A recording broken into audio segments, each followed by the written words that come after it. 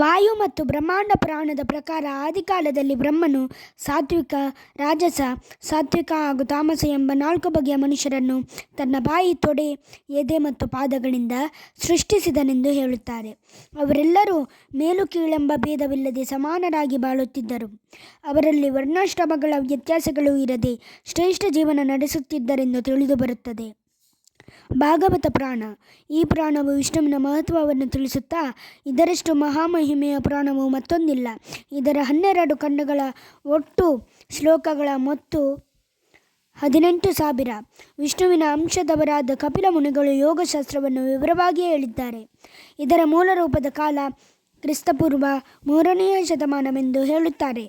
ಬ್ರಹ್ಮವೈವರ್ತ ಪುರಾಣ. ಇದರ ಬ್ರಹ್ಮಖಂಡ ಬ್ರಹ್ಮನ ಉತ್ಪತ್ತಿಯ ಬಗ್ಗೆ ಹಾಗೂ ನಾರದನ ಬಗ್ಗೆ ಅನೇಕ ಕಥೆಗಳು ಬಂದಿವೆ. ಇದರ ಕೊನೆಯ ಖಂಡವಾದ ಕೃಷ್ಣಖಂಡದಲ್ಲಿ ಕೃಷ್ಣನ ಜನ್ಮದಿಂದ ಆರಂಭಿಸಿ ಇವನ ಇಡೀ ಜೀವನ ಚರಿತ್ರೆಯನ್ನು ತಿಳಿಸಲಾಗುತ್ತದೆ. ಕೃಷ್ಣ ಗೋಪಿಯರ ಪ್ರಣಯ ಪ್ರಕರಣಗಳ ವಿವರಗಳಿವೆ.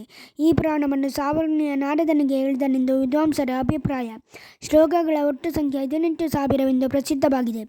ಈ ಪುರಾಣದ ಕಾಲ ಕ್ರಿಸ್ತಶಕ 12ನೇ ಶತಮಾನದಲ್ಲಿದ್ದ ನಿಂಬಾಕನು ಅತ್ಯಂತ ಮೊದಲು ತಿಳಿಸಿರುವುದರಿಂದ ಇದರ ಕಾಲ ಅದಕ್ಕಿಂತಲೂ ಇತ್ತೀಚಿನದು ಎಂದು ಹೇಳಬಹುದು. ಲಿಂಗ ಮಹಾಪುರಾಣ.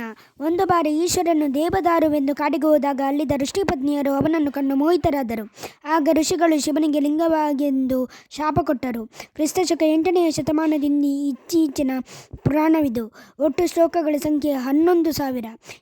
ಈ ಪುರಾಣವು ಶಿವನ ವಿವಿಧ ರೂಪಗಳನ್ನು, ವಿಶೇಷವಾಗಿ ಲಿಂಗರೂಪದ ಪೂಜೆಯನ್ನು ಮುಖ್ಯವಾಗಿ ವರ್ಣಿಸುತ್ತದೆ.